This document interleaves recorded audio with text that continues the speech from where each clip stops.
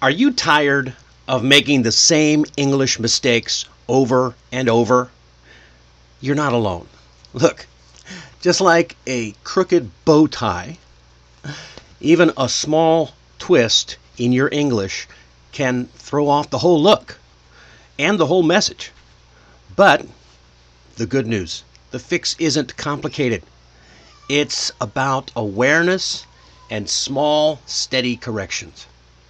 Here's how I like to think about it. When I tie this bow tie, one wrong move ruins the symmetry.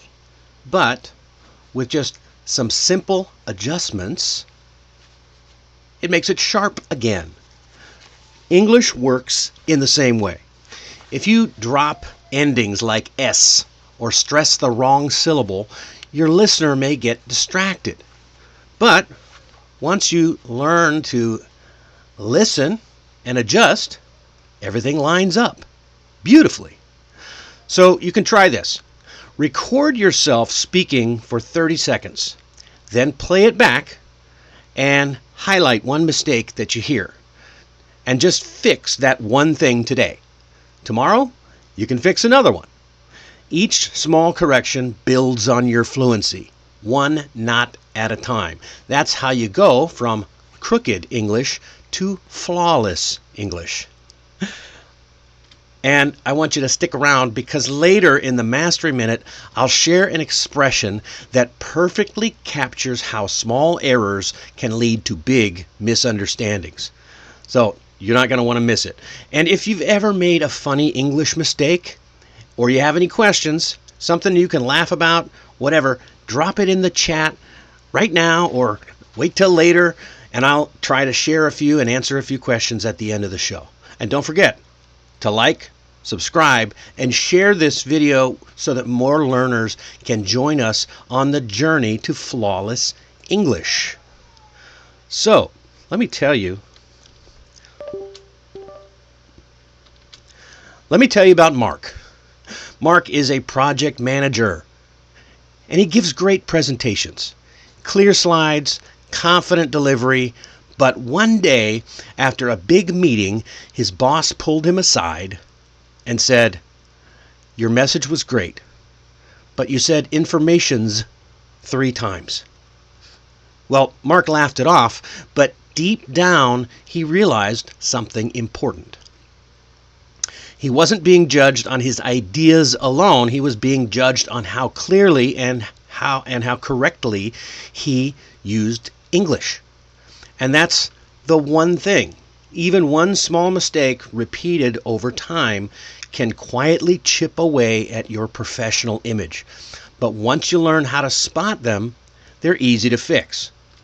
So today, let's take a look at a few of the most common English mistakes: grammar, vocabulary, and pronunciation, and how to correct them fast. All right? Okay, let's dive right in. You've probably made a few of these mistakes before, and that's okay. What matters is catching them early and fixing them fast. Think of this next part like a quick tune-up for your English. I'm going to give you 3 simple adjustments that make you sound instantly clearer and more professional. So we'll look at grammar, vocabulary, and pronunciation, the 3 areas where most learners trip up. And I'll show you how to straighten them out one by one. So let's jump into it. Let's start with grammar. One of the most common grammar traps is using the wrong verb form, especially with past participles. Oh, say that 5 times fast. For example, people often say, "I have went," instead of "I have gone." Uh-oh. Or "he has did," instead of "he has done." So how do we fix that? Or "we have saw," instead of "we have seen." So think of this like a pattern. Have or has always pairs with the 3rd form of the verb. That's the fix. So it's go, went, gone. Do, did, done. See, saw, seen. So if you're going to use have or has, that's what you got to do. Now here's a quick tip. Make yourself a verb wall, a list of irregular verbs you use most often, and then practice them in short sentences a little bit every day. And then that habit will lock them into your memory. Now, if you're wondering, where can I find more of these verbs to add to my wall? Well, here's what I often tell my students. Read articles on topics that are genuinely interesting to you. Sports, travel, tech, whatever keeps you engaged. And note any irregular verbs that you spot. Learning them in context makes them stick faster because you're seeing how they're really used in sentences. Now, of course, if you prefer something a bit more structured, you can still search online for a list of irregular verbs in English, or check a dictionary section that lists verb forms. Either way, the key is to collect samples that mean something to you, not just to memorize random words. Think of it like training for a sport. A few minutes a day builds the muscle and that muscle memory. Soon you won't have to think about the right verb. You'll just say it naturally. All right, now let's jump into vocabulary. Okay, here's another big one that I get all the time. Using plurals with uncountable nouns.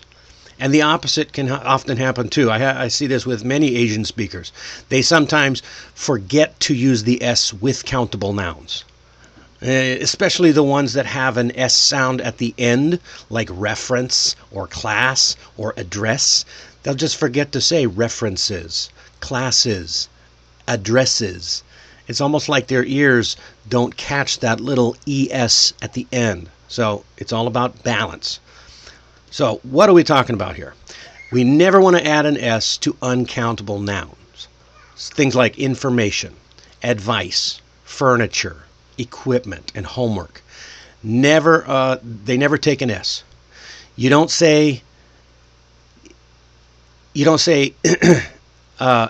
advices, okay? And if you do want to make them plural, you can say something like pieces of information or bits of advice. This goes for things like coffee too. I don't drink a coffee, I drink a cup of coffee.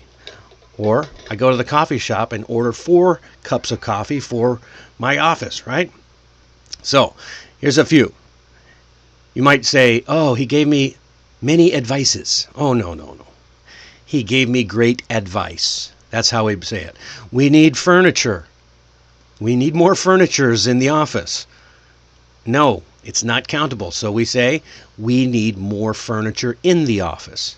We wouldn't say I have 3 homeworks. What would we say? You have to use that countable part. I have 3 homework assignments. So here's the key. If you can't count it individually, don't add an S. But how do you know which nouns are uncountable? The best way is, again, by reading and listening. And then notice which words usually appear without a or an. When you see patterns in real sentences, you'll start to naturally recognize them. You can also look for lists of uncountable nouns online or in grammar reference books, but learning them in context is the most powerful way to remember them. That's why I always suggest it. Next one up is pronunciation. Now, I don't want to pick too much on the Asians, but let's be honest. This is especially difficult for Asian learners, the L and the R sounds. They love to swap places. I've been in Korea for a long time, and I hear people say lice instead of rice, or play instead of pray. Well, here's how to fix it. First of all, exaggerate your mouth movements. See how big my mouth moves? English requires a lot of mouth movement. So for L, push your tongue against the top of your mouth, behind your teeth, and open your mouth a bit. Oh. Wider than it feels like you need. Oh, see how wide that is? For R, Pull your tongue back slightly and then round those lips. These two sounds come from completely different places in your mouth. So really overdo it at first. You might feel a little bit silly, but it helps your muscles remember the difference. You can try some word pairs. Light and right. Glass and grass. Collect, correct. Okay? And here's a little bonus challenge. Try this little tongue twister. All right? Larry really likes rolling red ribbons. Say it slowly at first, then pick up the pace, because that trains your mouth to switch cleanly between L and R. Larry really likes rolling red ribbons. And really exaggerate it. Record yourself saying these kind of things and then listen back. And then you'll hear the difference immediately. The more you exaggerate and repeat, the faster your pronunciation becomes clear and natural. And your mouth might feel a little sore at first, but trust me, you'll get used to it. Those muscles will develop. All right, and then the last little bonus here, textbook English versus real English. This is one last quick one. This isn't actually a mistake, okay? This is something that keeps learners sounding unnatural. And I call it textbook English. You know what I mean, right? Those overly formal sentences that sound like they came straight from a grammar book. I hear them all the time. In meetings, people say things that are technically perfect, but they don't sound like something a native speaker would say. I had a client, I still have a client, who used to have a boss who would demand he use this perfect textbook English, and he really struggled with it. And, he would say things like, I would like to request your assistance in this present moment. What? Now, that's grammatically perfect, sure, but in a friendly business setting, it sounds stiff, almost robotic. So I told him, how about trying, could you help me with this? Oh, I'm busy right now. And you could see the difference instantly. His coworkers would relax and smile, and the conversation felt natural and warm. The boss was annoyed, but hey, he got over it. Now here's another one. I'm very busy at this present moment, right? Oh, no one talks like that. Just say I'm really busy right now, okay? It's friendly or it's shorter and it sounds alive. So, even though both versions may be correct, only one sounds like a real person. So whenever you can, drop the textbook tone. I mean, imagine that you're talking to a colleague or a friend instead of writing a report. That simple mindset shift makes your English sound warmer and confident and natural. Remember, clarity beats complexity every time. All right, we're going to start wrapping it up now because we're running a little late as usual. Now, I want you to remember, don't beat yourself up over mistakes. Even native speakers like me make mistakes, okay? And I still catch myself saying silly things sometimes.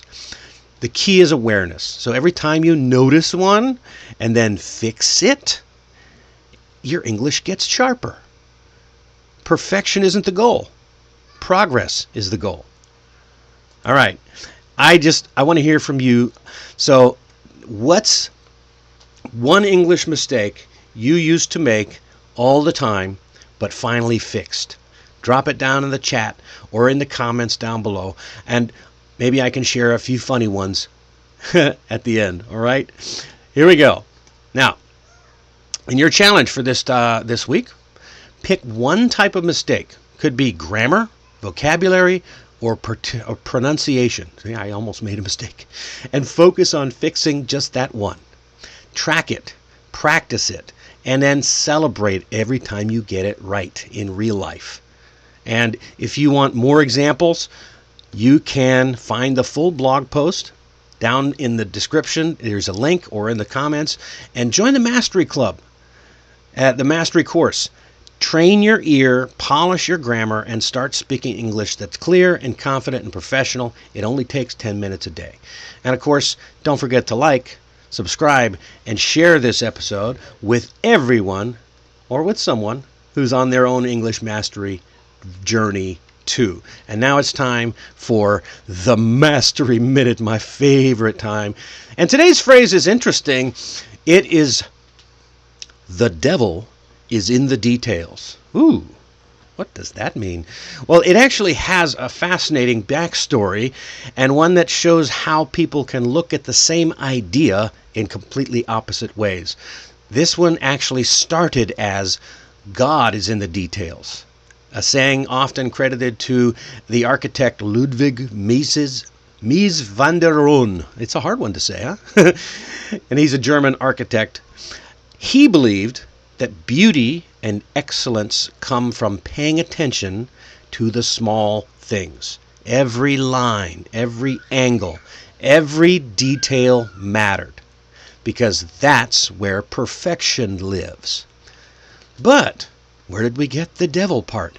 Well, as time went on, the phrase took a darker twist.